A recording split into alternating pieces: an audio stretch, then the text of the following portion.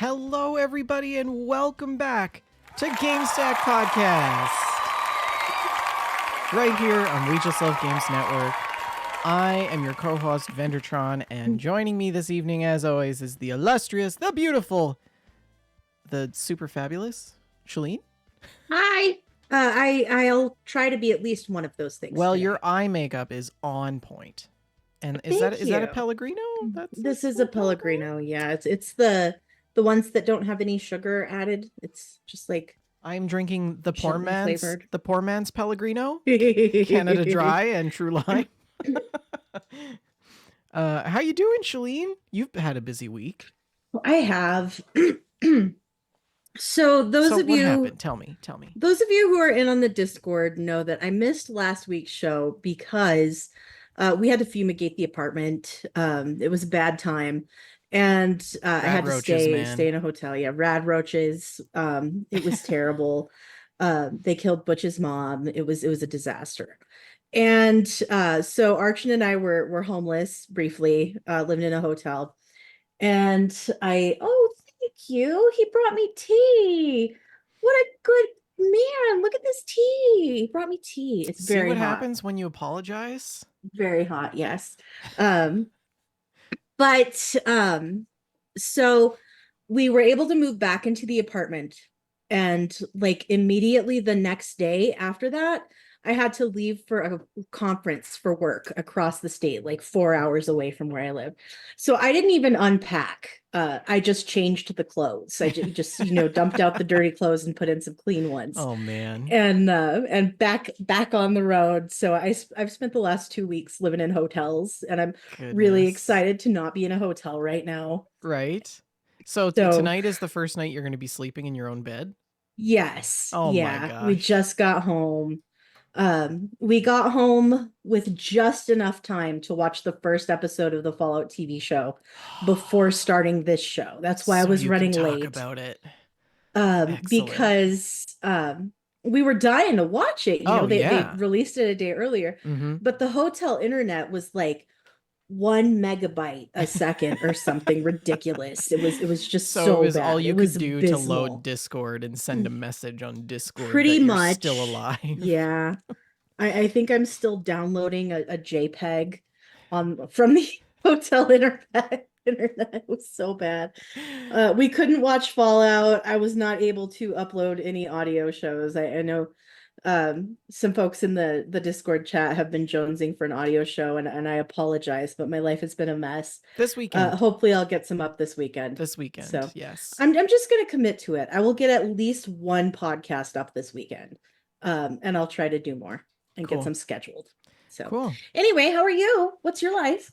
Tell me things. I'm good. Yeah, the week has been really busy. I've been like, those like when you think of scientists, Shalene, or like do you think of them like noses in their books? I think of like scientists being studious and working away. I don't think about scientists with books. Oh, I think about scientists with like test tubes and flasks. Flasks and sciencey like basically the desk of a scientist should look like a still, in my opinion, like a moonshine still, covered in stuff. I spent the week at my desk writing. But I was like knee deep and very immersed in the writing process. So, and I got some preliminary data from my research. Ooh, look at data. And those were data points. Looks kind of exciting. So please don't steal this and publish it. But it looks very promising. I'm excited to show this to my supervisor on Monday.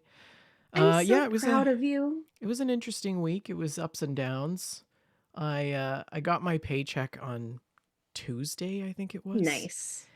And then I got an email notification that there was like $100 in my bank account. And I'm like, what? But you got the paycheck. Yeah. And I was like, where did all the money go? And then I checked my bank account balance, and it was still the amount of my paycheck. And I was like, oh, okay. So they just screwed up. But then I had like a panic attack because I thought that my account got drained somehow. Yeah. And like, yeah. So that was a little bit stressful. But filed my taxes today. Ooh, good job. I didn't have to pay anything. That's good news. Are Canadian taxes also due on April 15th? April 31st. Okay. In America, April 15th is tax day. Yeah, April So 31st is yeah. yeah, Uh I still need to not finish mine. not TD So Joshy. It's BMO, but anyways. Yeah, no, I did my taxes. It was funny cuz I get a student stipend. So because I get a stipend, there's no tax. I don't pay any tax on that. well, that's And good. I mean, it's good because it's not really that much. Hmm. Um and I did some contract work this year that was in addition to my stipend. So I had to claim that as income. And the Hmm. tax lady that was filing my taxes, she started laughing. And I'm like, what? And she's like, it's really funny because this contract work that you did for $3,000, she's like, you don't have to pay any tax on that because you didn't make enough money. And I was like, Wow. yes. So she's like, Yeah. normally people have to pay all kinds of tax on those things because they have to claim it as income, but because you are so poor, you don't have to pay any tax. And I I'm like, mean, those are the perks of wow, poverty. yes, perks of poverty. I Yeah, also didn't get it's anything back though, so yeah. mhm. Yeah. Yeah, no, it's okay. I will be getting a refund from federal this year of a total of $49. So Wow. that's like a whole entire Switch game right there. I got a check from my previous vehicle insurance company for $9 the other day. And I was like, Ooh. wow, I'm pretty sure they spent more printing the check than they did. When I worked for my previous employer, I had to send out occasionally checks for like a penny, Ugh. just to keep the book straight, and it was stupid. But Anyways, hey, this is a video game podcast. welcome to That Other Fallout Show. This is episode 179. We have a lot to talk about this evening. We're catching up on 2 weeks of news because Shalene was away last week. And we also are going to be covering that Fallout segment, part of the show, where we will talk about the new Fallout TV series that aired this week, premiered this week on Amazon Prime Video. And It will be a non-spoiler discussion. yes, it will be Uh, non-spoiler discussion. do we want to talk about ideas? Sure, yes, if you Okay, want. so I will just I want to get this out there because I'm excited. But we are planning to do some spoiler casts for the Fallout TV series. Um, we have not solidified the details for what we're going to do. We're not sure how many episodes it will be. But we will most likely be reviving the That Fallout Show feed for a brief revival. And yeah, Brief we'll see you there. revival. Yes, it's not coming back forever. We're just bringing it out of hiatus for a while. Yes. And we're trying, I've got an acorn to try to coax Rick out of his tree to try Yes. to get him to come on the show. And we Um have spoken with Rick. We're still on speaking terms, just so you know. yeah. He has been watching the show and loves it and wants to talk about it as well. So if he can, he will most likely join us. Mhm. But we will, like I said, I'm not promising you, Rick, because we haven't solidified any Yeah, details of what we're so doing yet. so our hopes I think is, we can work out the details of that over the course of the next week and then have an update for you guys on the next episode of GameStack on what that Yes. schedule will look like. But it'll probably be an alternating schedule like what we had done before just for the interim of those episodes. Yes, just because we don't really have time to be doing multiple podcasts every No, week. no, and layering things on top of things. I would also actually Mhm. really like to get Jessica Starr on for the last episode of that series, to get her take on all of the I the would full love that season. as well. I Yeah, hope she'll be down for that. yeah, We have not broached this with her, so yeah. we really can't promise you Jessica Starr. But I feel like it's likely. So Brock in chat says it's a hiatus from the hiatus, and I think that's what we should call the first episode. Brilliant. Sure. Yep. But yeah, so tell us if you have any thoughts or ideas of what you want to see from us in terms of Fallout TV show spoiler cast episodes. We'd love to hear from you on our Discord page or via email at info@wejustlovegames.com. Info@wejustlovegames.com. We love you. Don't forget, the show is sponsored by Oak and Crow Coffee. If you head on over to oakandcrow.com, you can pick up a bag of We Just Love Coffee blend, and $2 from every purchase of that blend goes to the Children's Miracle Network. Tell your friends about the show. Get them to join us live every Friday at 6:30 p.m. Mountain Standard Time, 8:30 Eastern Standard Time, right here on twitch.tv/We Just Love Games. We have a few individuals or new Discordians that we'd like to mention. Anything else on the list that you want to mention about the Discord as well, Shalene? I will let you take the mic on that. Let's see. First of all, we are going to welcome Narfi, the tracker, Ada, to our Discord. Welcome so much. We are so glad to see you. It's been really fun seeing some new folks pop up in the Discord. Yeah. So Hopefully we see some new faces and new listeners with the Fallout that Fallout yeah, show. there have been some really fun discussions in our podcast Discord, and I encourage you all very highly to jump in there. And I think that's about all I have to say about that. Excellent. I'm sorry, I'm not That's doing a great okay. job. We have some news. We have an update on the stocks, a Fallout segment, and we're also going to go through the screenshots and stories that we have and the GameStack challenge left over from Easter. Shalene and I are going to cap off the rest of the show with our gameplay. Let's hop into it with this just in.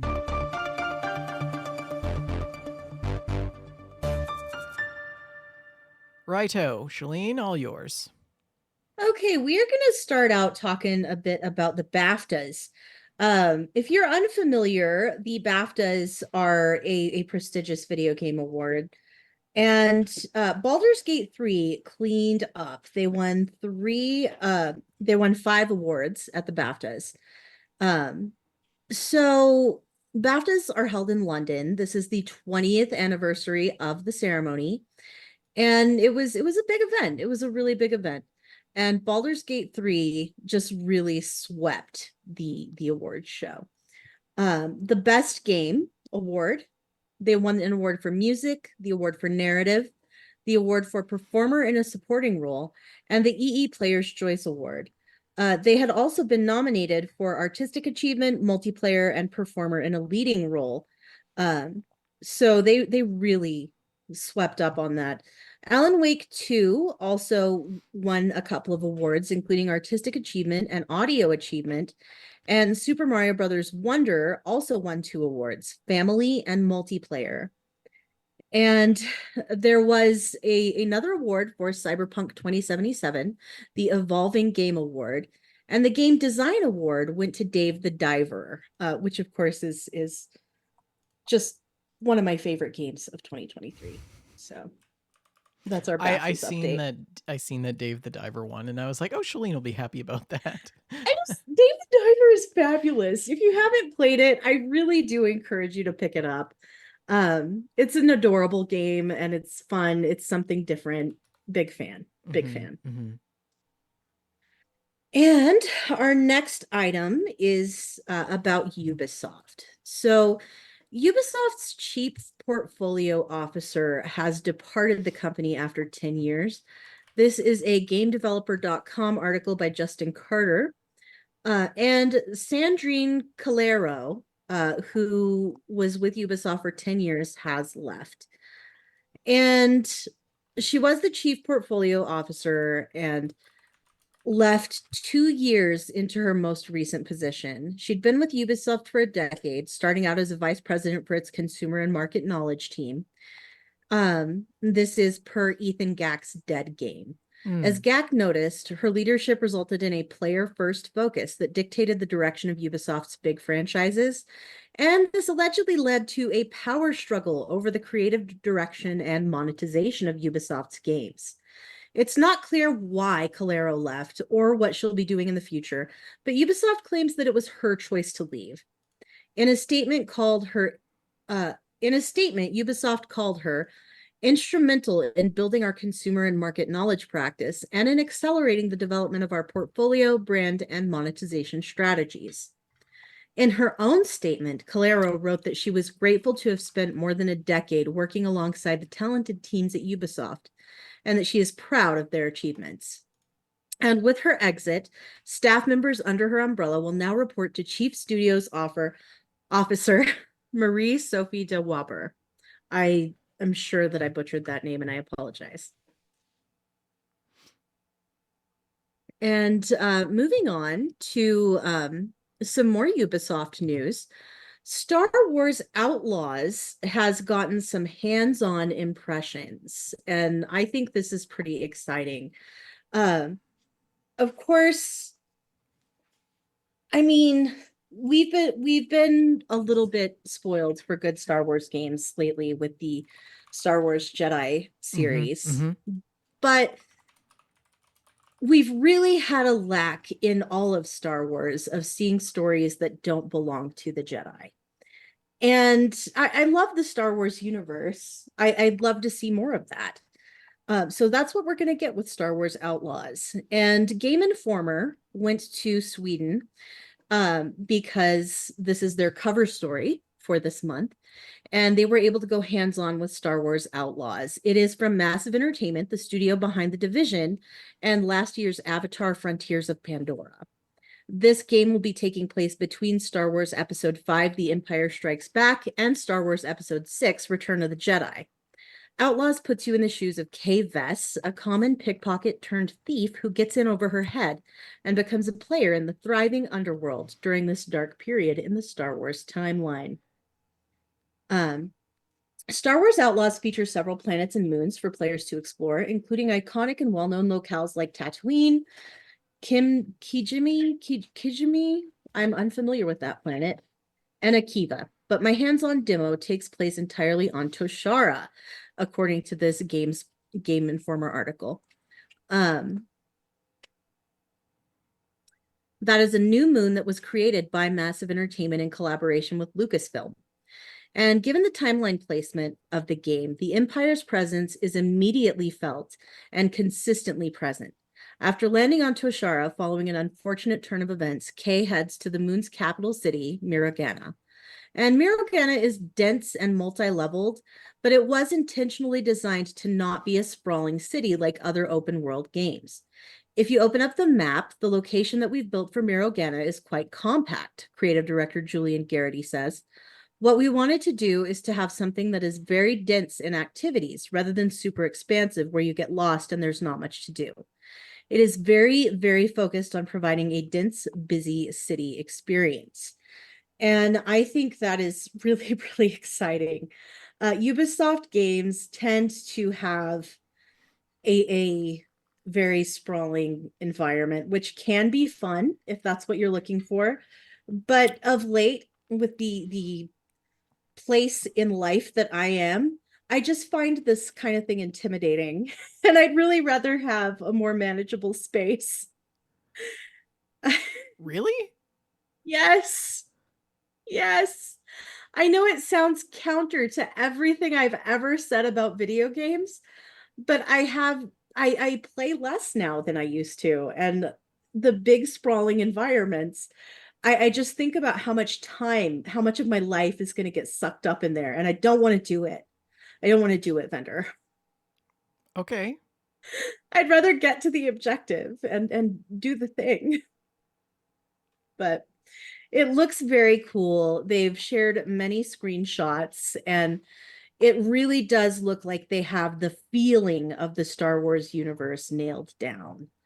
Um, the main character gets involved with the Pike Syndicate, and I'm not going to go too deeply into this because this does get spoilery about the beginning of the game. Um, but it demonstrates several of her abilities and different ways to solve some of these problems. And it looks fantastic. It looks really fun. So, I think what I like about this is that it's got a female protagonist. Um, mm-hmm, and that's not something that we see enough of in Star Wars. mm-hmm, Um, sans Princess Leia, but still, she wasn't the center of the story, right? It was Luke. mm-hmm, And so, I like to see this. Um, I like to see female protagonists take more of a main stage in video games. I'm looking forward to this game. I think it's going to be quite good. I'm curious to see what people are going to say about it. I think that there's a lot of bad trust with Yes. the previous Star Wars Mm-hmm. game. So I think people are cautiously optimistic. From the gameplay that I've seen, I don't know if I'm overwhelmed with awe. I think the world is certainly beautiful, but the player mechanics look a little bit stiff. Mm-hmm. Um, It does and look sort like of the last controls are a gen. bit clunky. Yeah, Yeah. it looks a little bit last gen, so I'm not entirely sure, but I don't know. Star Wars is not really well. I mean, Star Wars definitely is known for their what is the word, innovation in creativity in film and Mm-hmm. graphics, but they're also well known for their story writing. So I wonder what the story will be like in this version. Absolutely. Yeah. I'm pretty hopeful. I'm pretty hopeful. I think it looks fun. So, Anyways, moving on along, our next story is an EA story. EA will be raising the price of the EA Play subscription. This is according to a GamesIndustry.biz article by James Batchelor. And the standard EA Play tier will increase from $4.99 US per month to $5.99, while the annual fee will rise from $29.99 US to $39.99 US. Meanwhile, the EA Play Pro subscription, which gives users extra in-game rewards and perks, as well as access to the publisher's latest games as soon as they launch, that will be increasing from $14.99 US dollars to $16.99, with the annual membership up to $119.99 US wow. dollars. An email detailing the changes was issued to subscribers, and that explained that the new prices will come into effect on May the 10th of 2024. And these changes are being made to reflect changes in currency value and to bring the fees in line with market value. I don't think that this is a ridiculous increase in price. The annual membership, in my opinion, is for at least the basic tier, which I've used in the past, is fine. I think it's fine See, for for what you me, get Shalene, if assuming that you play some EA games. And when I was using it, it was mostly so that my nephew would have access to all the sports games when he came over. And yeah. that was way cheaper than buying all those sports games that I wasn't likely to play. I So, mean, I pay for an Adobe subscription, so everything seems reasonable because the Adobe subscription is like $80 a month. mhm. So but yeah, I don't like that subscriptions are going up because I think subscriptions, the very nature of a subscription based service is still a little bit Predatory. yeah, yeah. You pay and you don't really, I don't know if you get the same kind of service that you Mhm. like they I don't know. Anyways, Hmm. subscriptions. Subscriptions. Well, I'm I'm just failing at segue here. But our next article is about The Crew, a Ubisoft game. Yeah. Let's go back to Ubisoft. This is a .esports.com article by Andrei Barovich. And Ubisoft has decided to end The Crew, removing the game's online functionality. And this has there's been a ton of community backlash over this decision.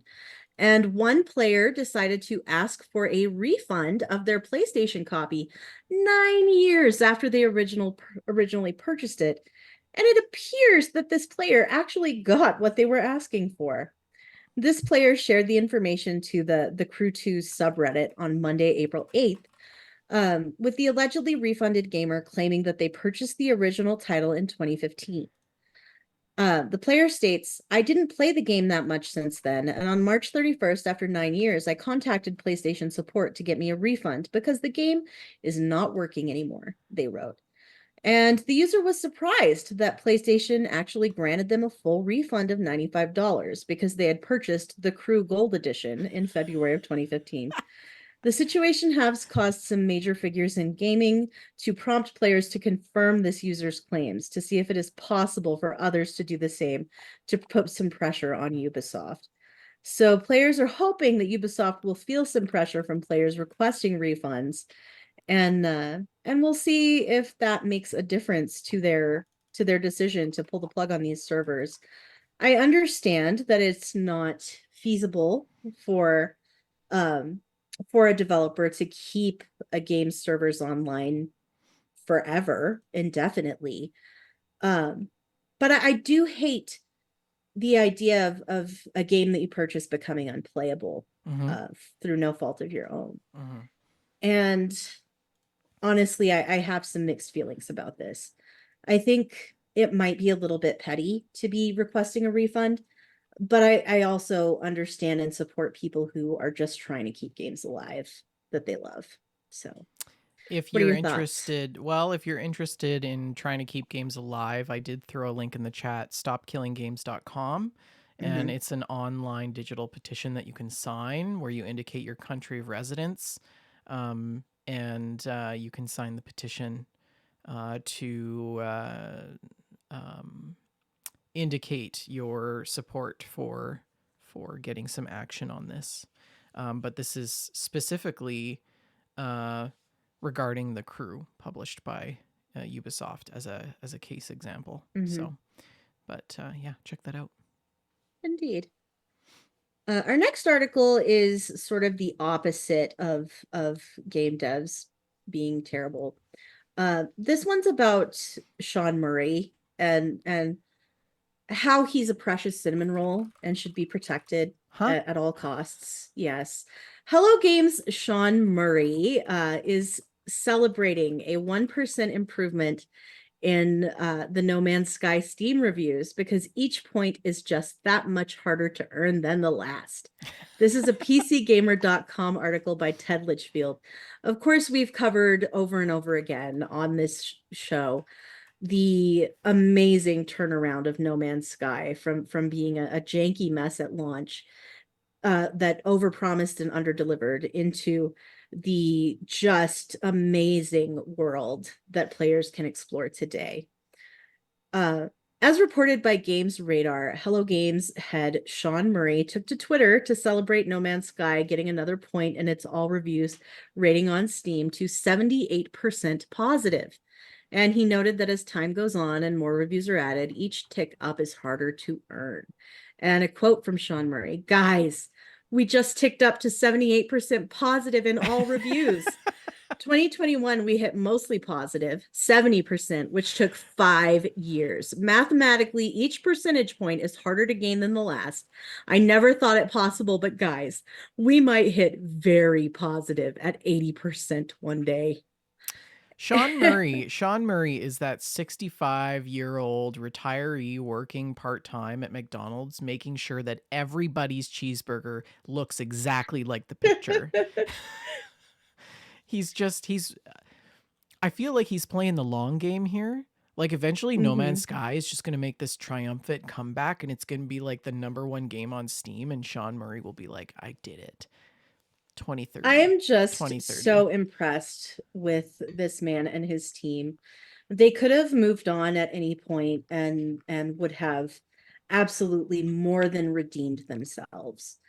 But they didn't. You know, they continue to keep updating this game with free updates. Mm-hmm. And while I have not really enjoyed No Man's Sky, it's not really a me game. So many of my friends and people that I respect have spent hundreds and even thousands of hours in this game, and I love listening to the stories that they bring back. You know, this is a very special game, and I just it makes me happy. Like I also I feel like in the next 5 years, Sean Murray needs to get like a lifetime achievement award, or like a yes, lifetime career award or something. I agree. He absolutely deserves rewards for the work that he's doing. Yes, Mhm. yeah. Um, I do want to just double back for a minute to the Stop Killing Games petition. Archon in the chat says that he thinks this is the guy who produced Freeman's Mind. You are absolutely correct. That is Ross Scott, the producer of Freeman's Mind. And he also runs a news series on his channel called Dead Games News that I follow pretty religiously. And if you are Some late interested, breaking news. if you are interested in that, I would recommend checking out the Freeman's Mind YouTube channel for Dead Game News. So, our final article is another hopeful one, which I feel pretty good about. So, this is a GamesRadar.com article. The Stellar Blade director vows to buck industry advice for single player games because what our Oh industry yeah. needs more than anything is variety. Mm-hmm. And Stellar Blade's director states that the games industry needs more diversity in its releases, including console titles and single player games with endings that don't go on forever. Yeah. That just makes me so happy to hear from a developer. I want more of that. Speaking to Ruli Webb in a new interview, Stellar Blade director and Shift Up Studios CEO Hwang Tae Kim speaks about the challenges of game development, including rising costs. The director says that he gets a lot of advice to make games with higher operating margins. In other words, games that cost less but stand a better chance of making an increased amount of money. And this is a quote from the director.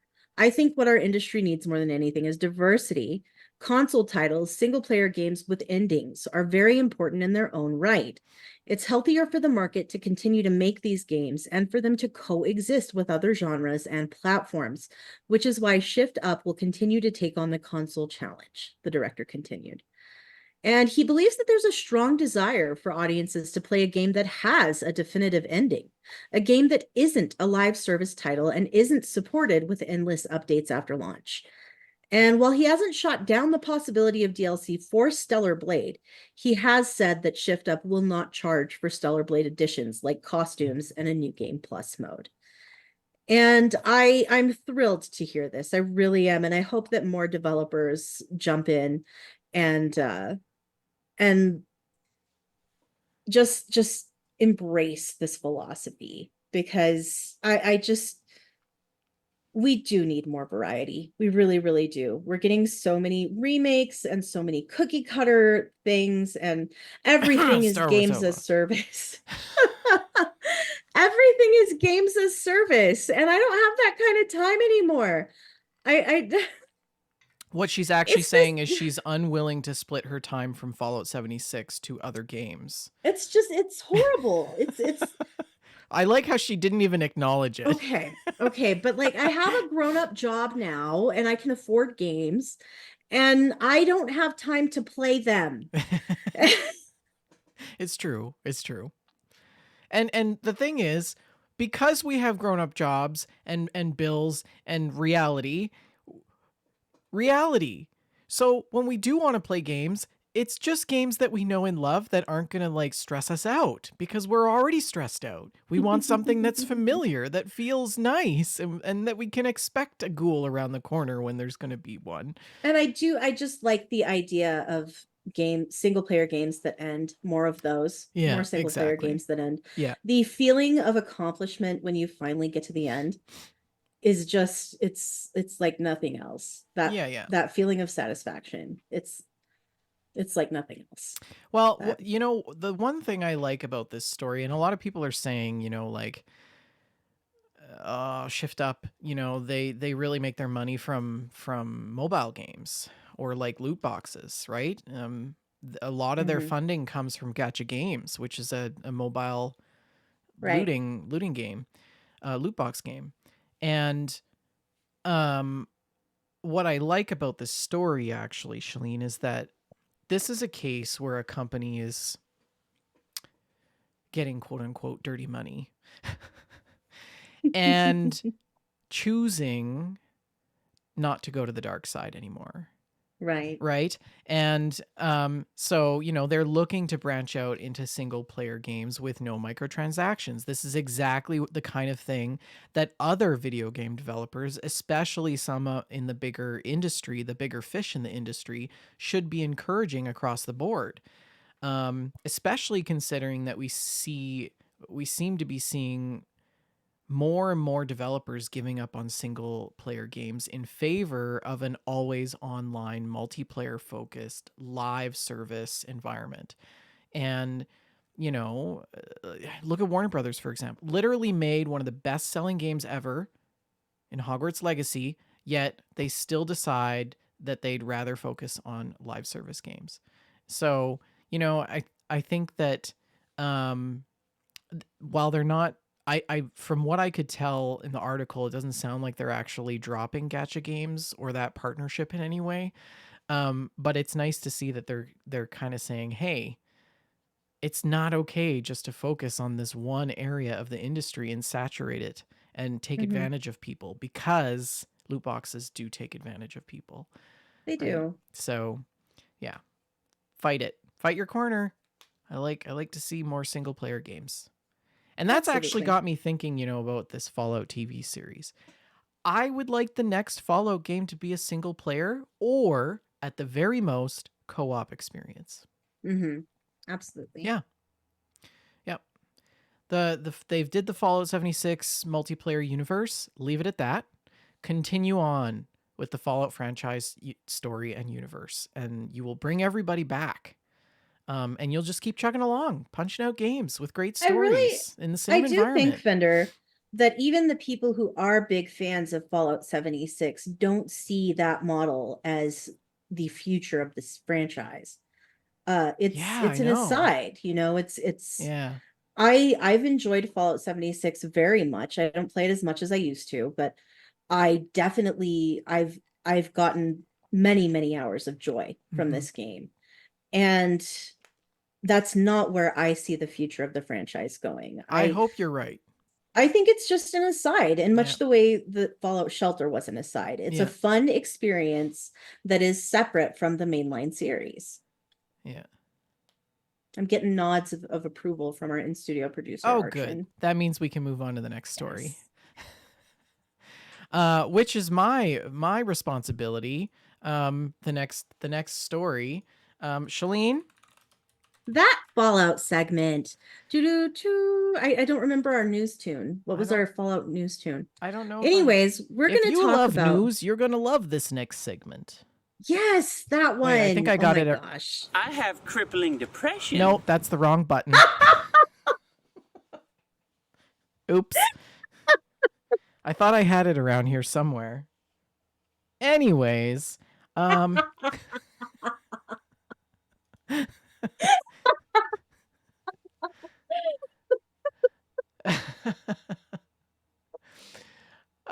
yeah. So, um as you know, Amazon Prime decided that they were going to grace everybody with Fallout Season 1 a day early, and they released the show on April 10th. And yes, war never changes. Fallout is now a TV series, and you can watch it in full, the full first season, 8 episodes on Amazon Prime. Now, I want to keep in mind that I'm just going to move away from this trailer, actually, because I don't want there to be any spoilers, and we're going to keep this light spoilers.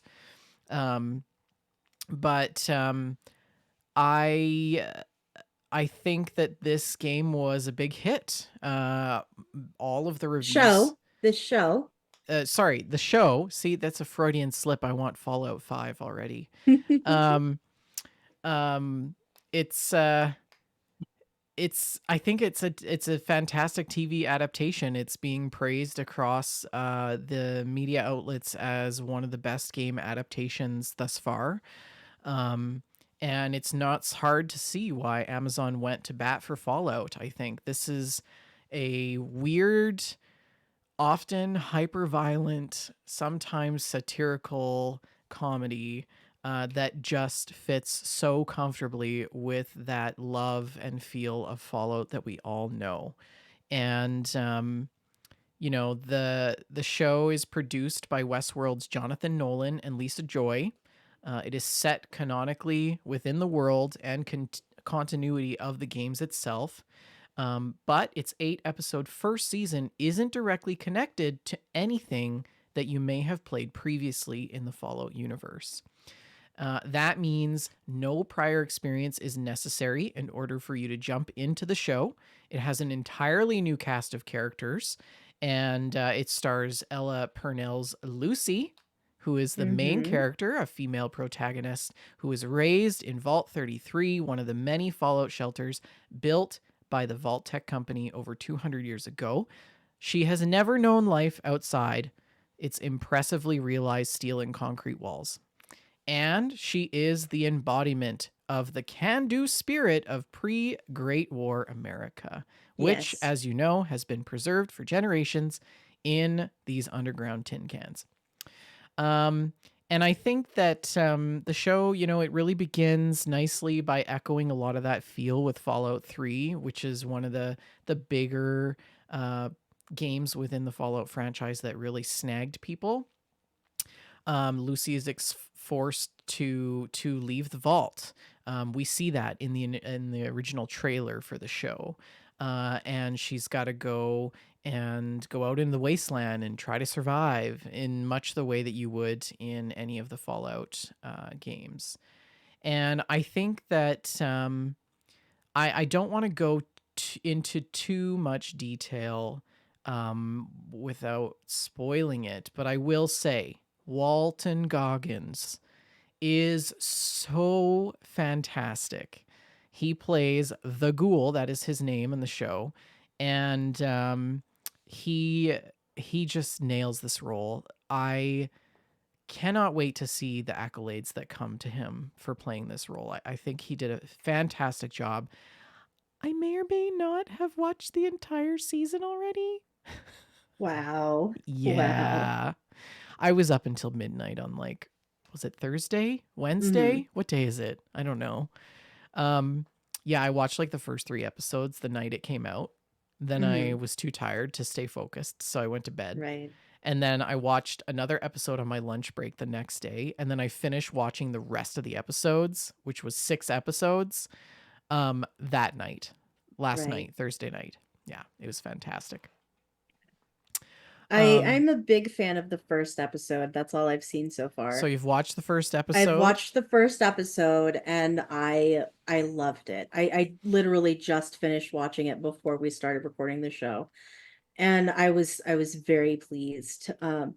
I think that they've realized this very beloved world in a way that I never expected to see outside of a video game. Yes. And while it's not perfect, nothing is perfect.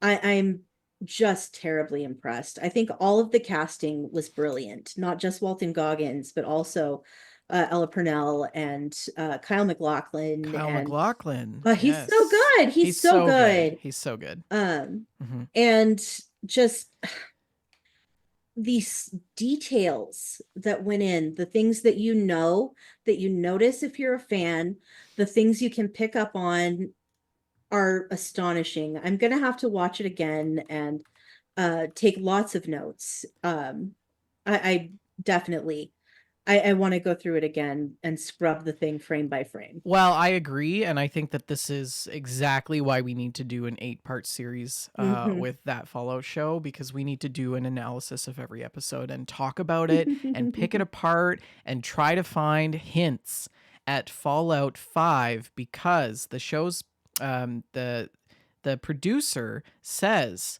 that the Fallout TV show is almost like Fallout 5, which of course is going to break the internet, right? Because people are like, Fallout, the next Fallout, oh my God, Mm-hmm. ah. So, in a recent interview, one of the show's executive producers, Jonathan Nolan, made a bold statement and suggested that the series is almost like Fallout 5.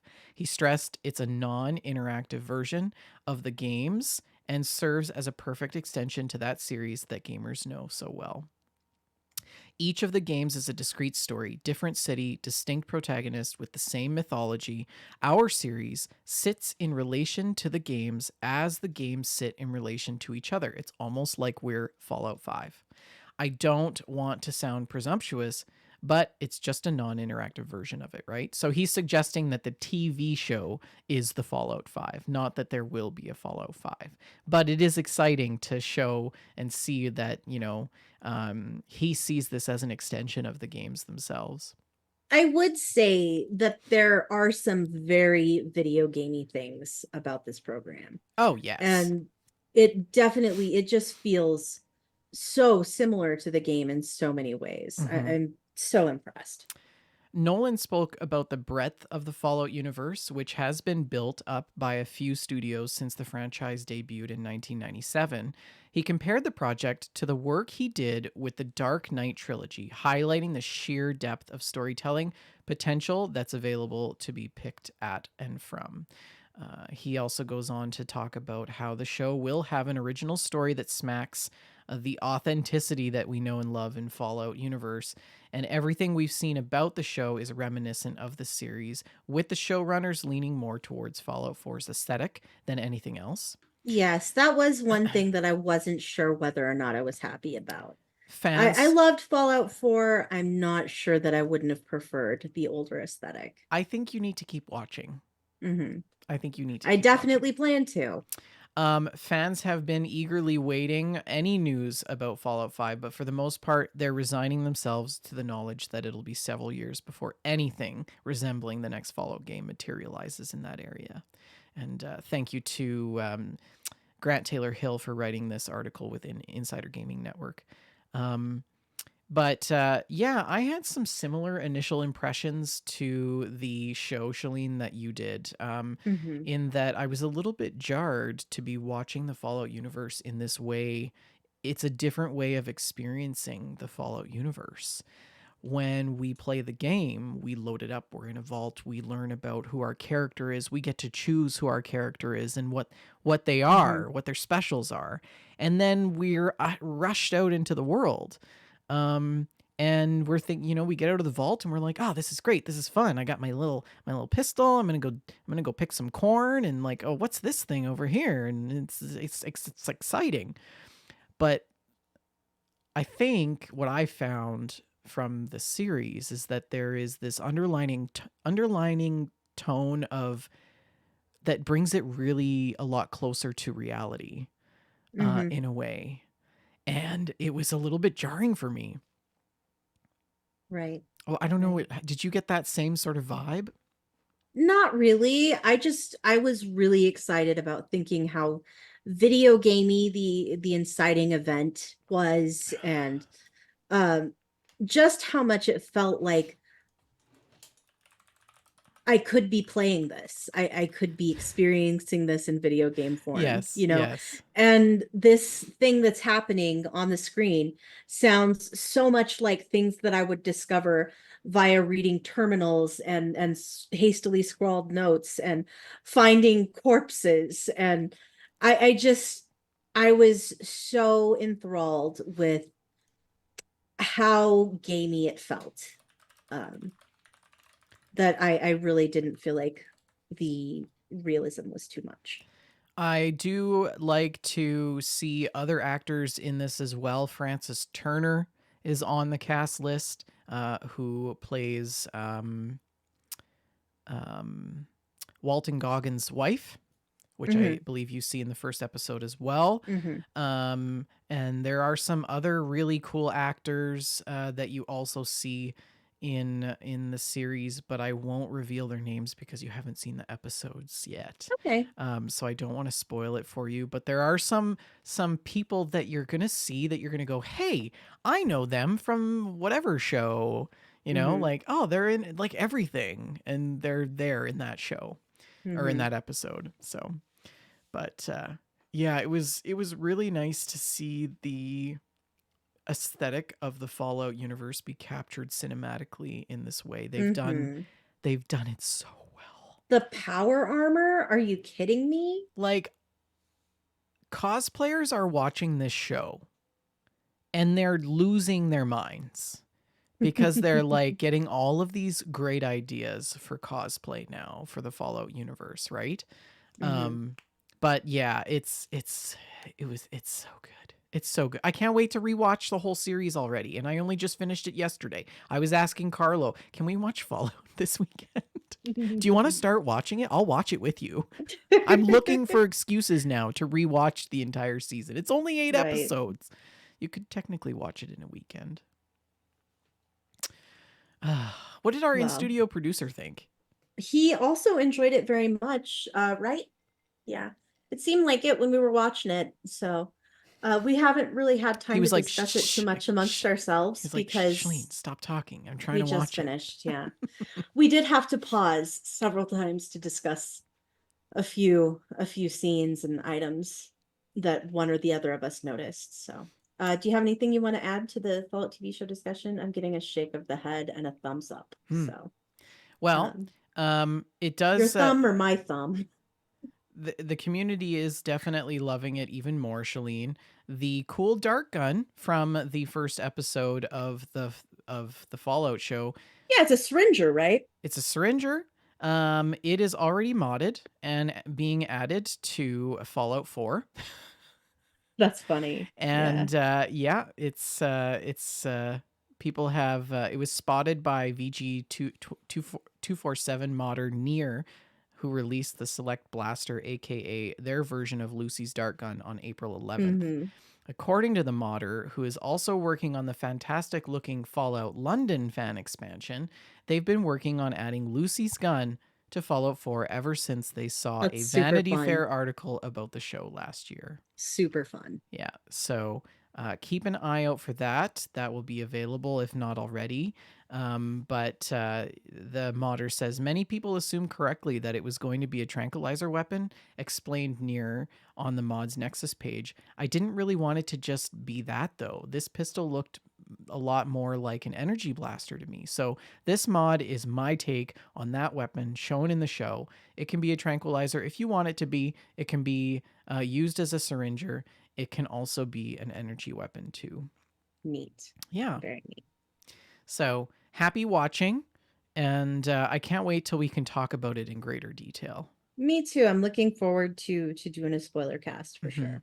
Anything else on the Fallout universe that we have to report on, Shalene? We do have a little bit of non-show Fallout news. I wanted to mention a couple things related to Fallout 76. This is a double XP weekend, and I believe also a free weekend, which to me seems like a brilliant idea to make the game free while this TV show hype is happening. Mm-hmm.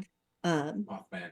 Oh, and it's also the Mothman event, the Mothman Equinox event. So there's a ton of new rewards for that event. So if you haven't played in a while, there's a reason to jump back in.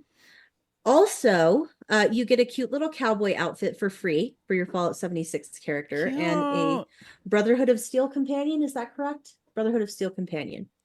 Also, there are some new quests and some new legendary dwellers available for Fallout Shelter on mobile. I do find it dreadfully disappointing that all of the new updates for Fallout Shelter are only coming to mobile when the game is on so many platforms. It's on every console, it's on PC. I would like to see these updates hitting everywhere for all of the Fallout Shelter players instead of just for mobile. But alas, it is not to be. So I definitely do want to load up my old vault and run these new quests. So I'll take any excuse.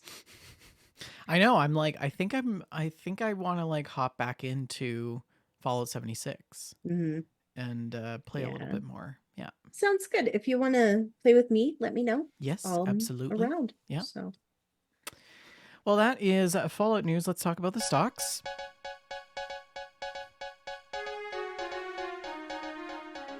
These prices are in comparison to our prices 2 weeks ago.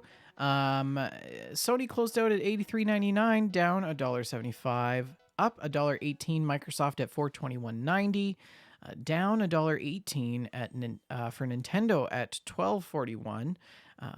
Take Two closed at $147.27, down $1.22, and down $4.78. EA at $127.89. I wonder if that has anything to do with their announcement about upping the subscription price for the ePlay Store. Certainly could be. Yeah. 10 cent, down 33 cents at 38.70, and Roblox Corp closed out down 14 cents at up 14 cents at 38.37. That is the stocks. What about mail, Shalene? You've got mail. Well, we don't have too much mail, but we do have some I want to talk about. Last week, we had proposed a question, you had specifically, if you could have an update to any video game, what would it be and why? Oh, yeah.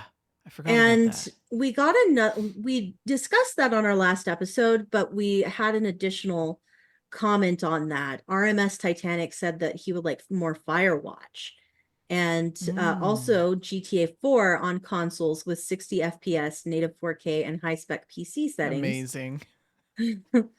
And he said Fallout 3 is like that. It's 60 FPS on Series X, but 720p and 360 graphics, which is fine. But Rockstar could easily do what Bethesda did and update the code to PC settings. Remember when we were like, wow, 720p? It's yes, so I do. Good. Amazing. And then another thing I want to just mention from our mail stack is that Frankel's Konina went to Amsterdam to the ESO 10-year anniversary event. So that was really exciting. Frankie got to see Uncle Pete doing a panel at the ESO event. And while I saw this post from Frankie, I was also in a group chat with Sherry from Dames Who Game, because Sherry was also at that event. So I mentioned this and got to throw in some messages back and forth and sharing some information from Sherry to Frankie and from Frankie to Sherry. And these ladies got together at the ESO event in Amsterdam. And they had an amazing time. They went to dinner. They made potions together. They did alchemy. It was splendid. They sent me some selfies, some pictures together.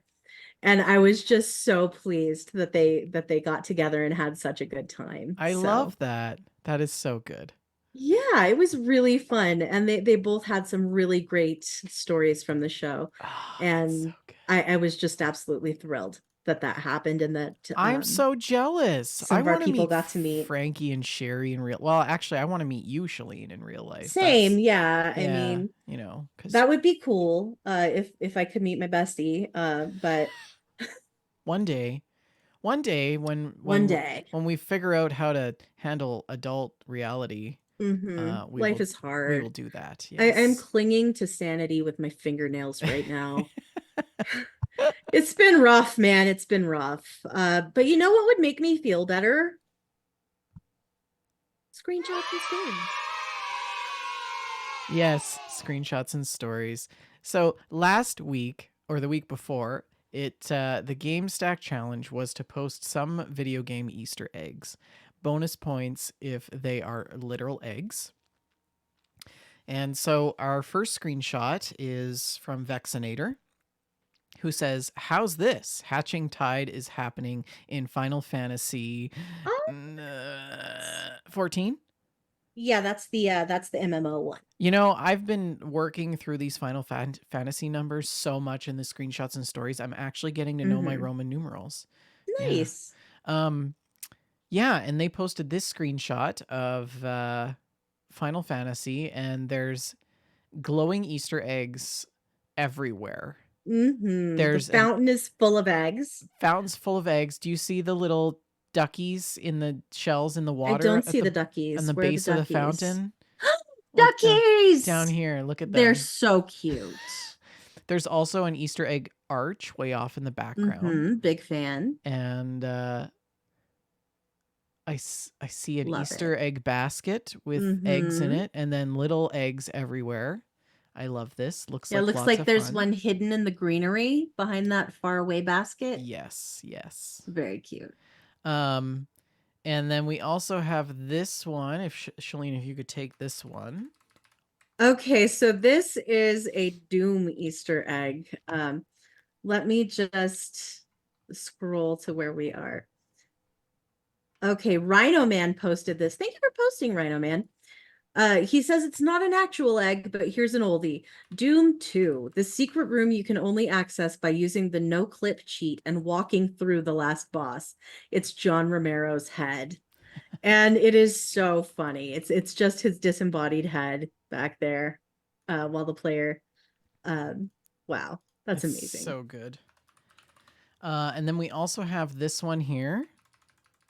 Okay, and that one is also another submission from Rhino Man. So Green Camps states, using rockets at the icon of sin hits the guy, which deals the actual damage and sound of pain.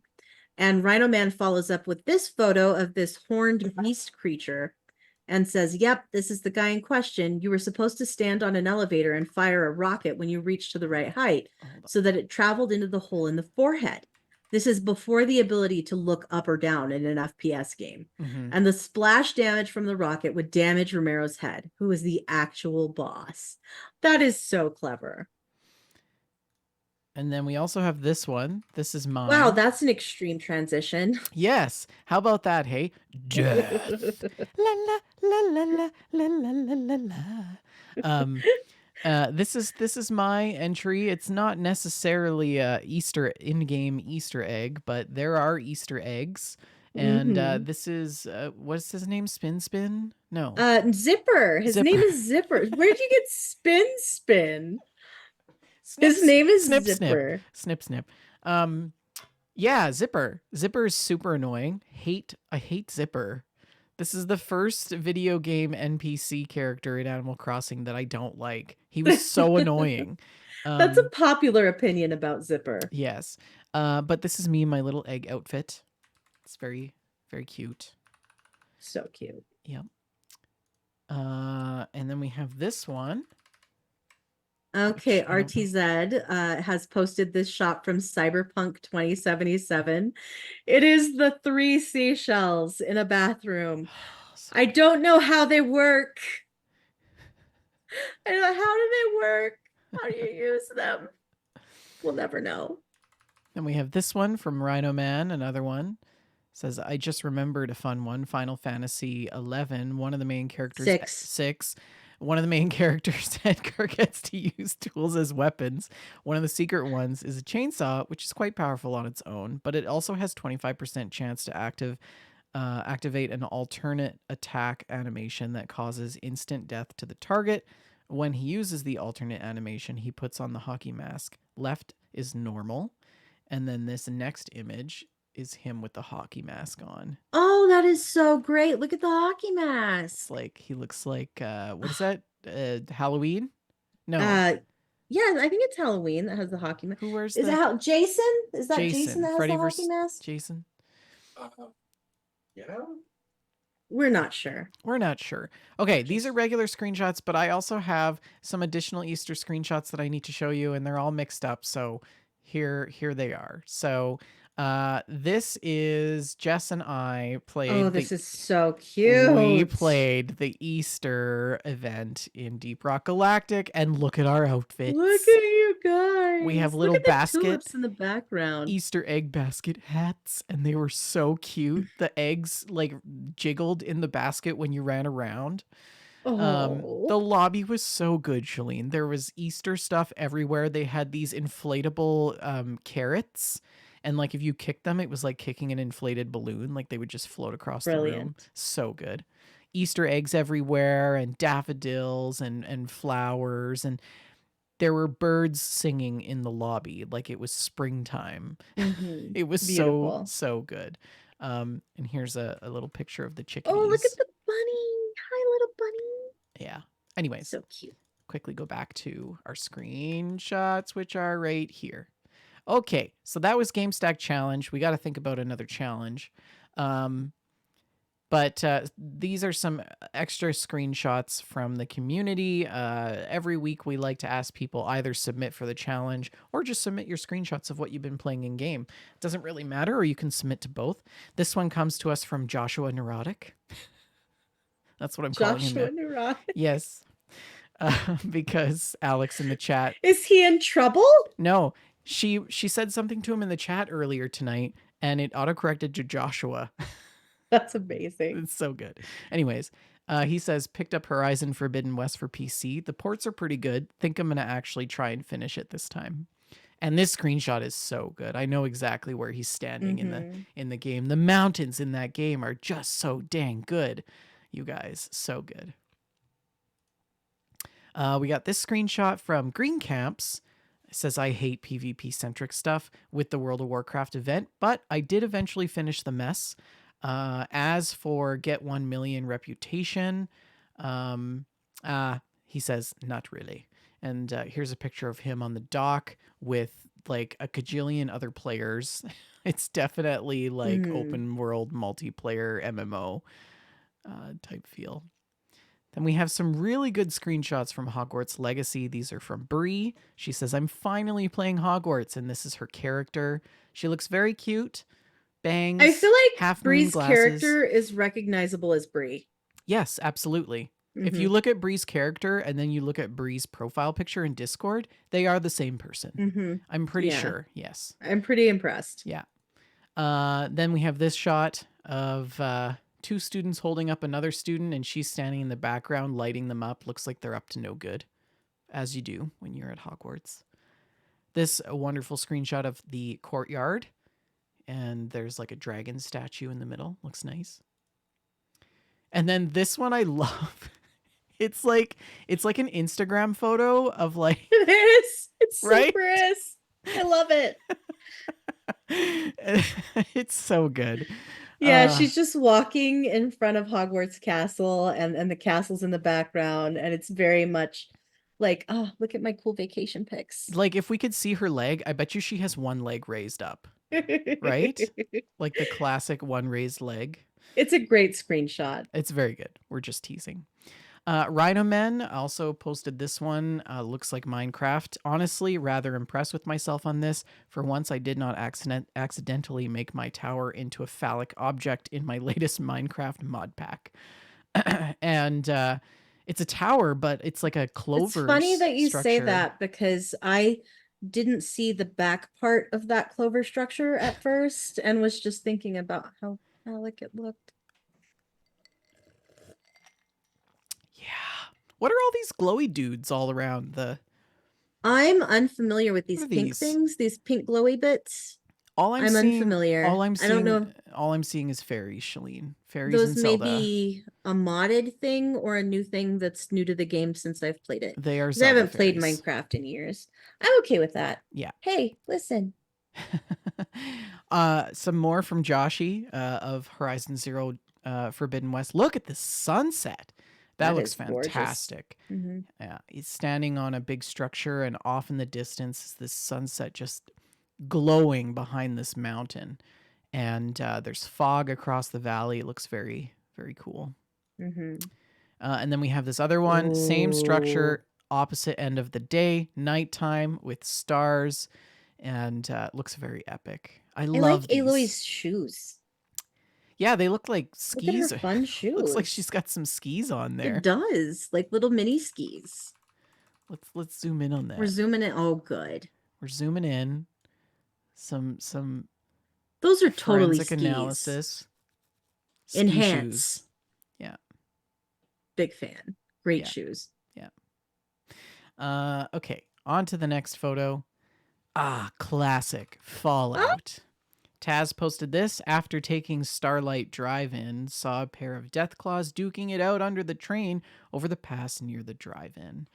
And I love finding 2 wasteland behemoths just fighting each other, and that is the best. The moment before they notice you and you just get to watch them. Yeah. So good. And he also posted this one. He says, having the mod ghouls of the Commonwealth installed here is Preston fighting an FEV mutated ghoul about the size of a super mutant behemoth. I feel like this ghoul looks very sassy. He looks like, y'all look at me like I'm fabulous. And feel why like is Preston Garvey so tiny? Because he's the size of a behemoth, he said. He's so... The ghoul is the size of a behemoth. He's so tiny. It honestly looks like the ghoul is dancing with Preston. This is their father-daughter dance. and yeah, Preston can stand on its yeah. feet and they can He's dance. just over there like, but I just wanted to tell you that another settlement needs your help. And then of course the star of every Fallout game, dog meat. Except this isn't dog meat, What a good dog. but it's She's a still very a good dog. dog. Yes. Cute dogs. This one is fantastic. This is from Zephyr. This is also for Horizon Forbidden West. And it is a picture. He says bug or feature. Do you think you've got enough arrows in that turkey, It friend? is a picture of a turkey with 1, 2, 3, 4, 5, 6, 7, 8 arrows in the 8 turkey. arrows in that turkey. And the turkey's not dead. It's still alive. Immortal. Well, this one was pardoned by the president. That means you can't kill it. Is that a thing in America? Yes, that's right. I forget Of that you're course it Canadian is. sometimes. Of course Yes. that's a thing in America. Because, you know, turkey is the traditional dish of Thanksgiving, right? Yes. So on Thanksgiving, the president offers a presidential pardon to one turkey. So this is the presidential pardon turkey. So it can't be killed. We didn't realize that all this time he was creating immortal turkeys. I mean, we tried doing that with geese, but they just attacked us viciously. So, yeah. Alex calls it a porcu chicken. Apropos. Couple screenshots from RTZ13. Finally. Gosh. What game is this? Holding out on us all week. He says, sequel to one of the greatest games of all time, stuck somewhere between Stargate and Avatar, a brilliant double A, Outcast, New Beginning, and he spelt out : Of course he did. Yeah. And explain this for the listeners. So this character is standing up on a balcony, an old rustic looking balcony made of wood, covered in maybe moss of some kind, and just gazing out. It's like a tree house of some kind, gazing out on this beautiful forest scene. And there is like a Stargate type structure out there that looks very science fiction-y. So, and the character looks kind of science fiction-y in the way that he's dressed. So I'm intrigued by this. I would like to know more. Another couple shots. This one He in some sort of flies? technical suit that allows him to fly like a flying squirrel. I want a flying squirrel suit. Looks cool. And this fancy one of him standing on a cliff with the mountains in the background. What a beautiful scenery. And this one in front of a portal. Mm-hmm. It's giving me Hitchhiker's Guide to the Galaxy vibes. Yeah, I can see it. And then our last screenshot, also an RTZ13 submission. What is this? This is a follow-up. He says gained a couple of polygons throughout the years. And oh, so this must be the original game. Yes. That this one's a sequel to. Okay. Yes. And so to show you the original character, which I didn't show the picture because I was like, we have so many pictures. This is the original character. Yes, he has gained a few polygons. Yes. Wow, that's amazing. So how neat. Anyways, that is screenshots and stories and our GameStack challenge. Any ideas for a challenge for next week's show? Okay, so my idea is okay, stick with me here. It comes from the fumigation disaster. Oh, so good. Video game bugs. Because we did last time video game Easter eggs, and we meant game Easter eggs or literal eggs. So this time, video game bugs, it can be bugs like as in the game malfunctioning, or it can be bugs as in like a rad roach. So post some of your favorite video game bugs. Love it. There are so many. So many. I expect some serious Fallout New Vegas in this next GameStack. One of my favorite Bethesda bugs is when it does that stringy thing. And yes, you know what I'm talking about. Yes. My favorite Bethesda bug is when there's no head and it's just eyeballs and lips.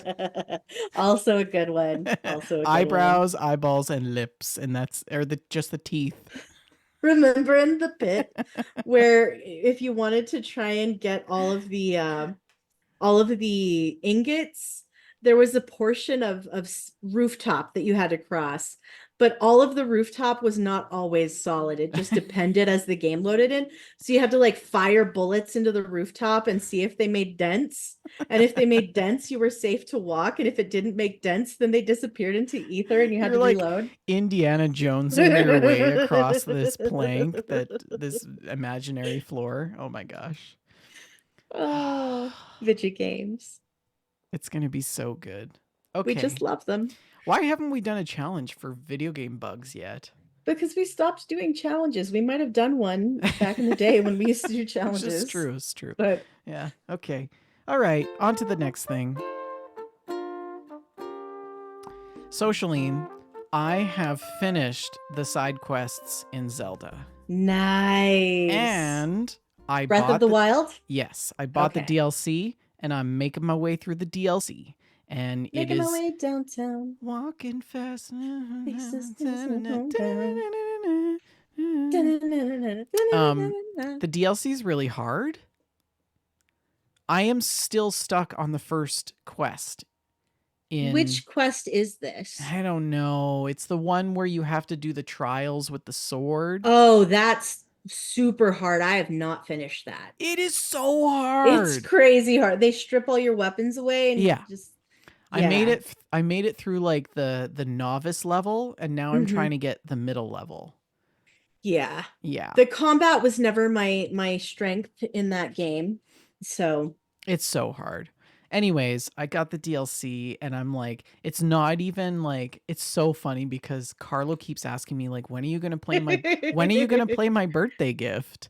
Because he bought me Tears of the Kingdom for my birthday. And I was like so excited to play it. And then it was like a matter of principle. I'm like, I am not allowed to play Tears of the Kingdom until I 100% Breath of the Wild.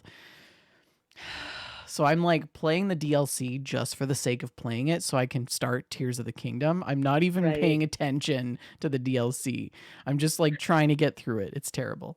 The Champions, I forget what it's called, but the Champions DLC packet, that part is pretty good. The Champions where you the little storyline that you get there is worth playing through. I still have to go around to all of the stables and interact with the dogs and get them to show me the treasures.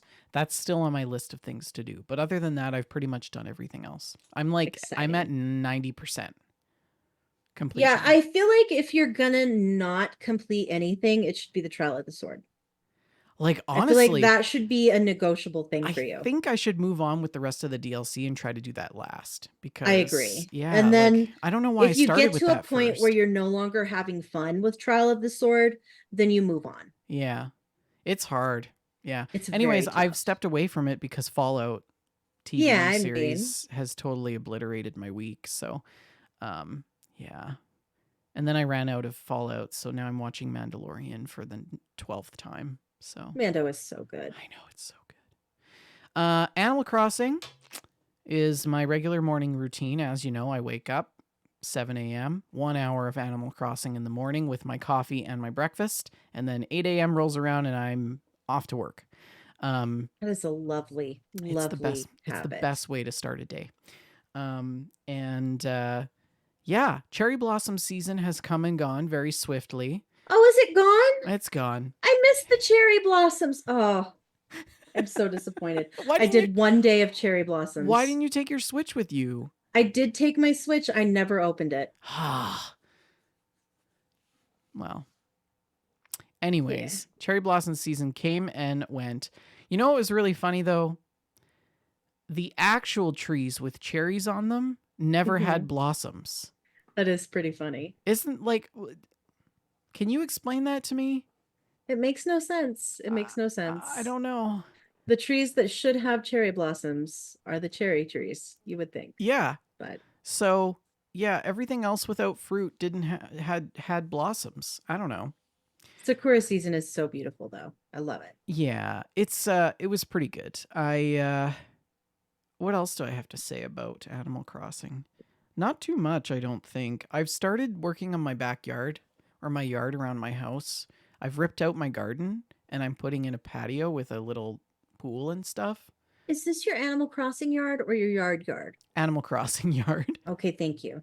It's still winter here. The ground is still frozen, Shalene. It was 80 degrees here today. Yeah, actually it's 15 degrees right now. I shouldn't say whatever 15. Hey Siri, what's 15 Celsius in Fahrenheit?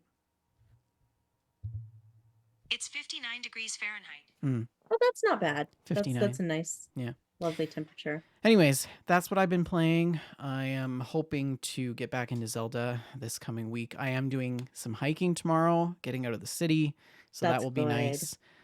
Yeah. What have you been up to? Well, we had the bug incident and then I was traveling for work. So I haven't played much. I have still been playing the bunny game on mobile. Oh my Usagi-shima. gosh.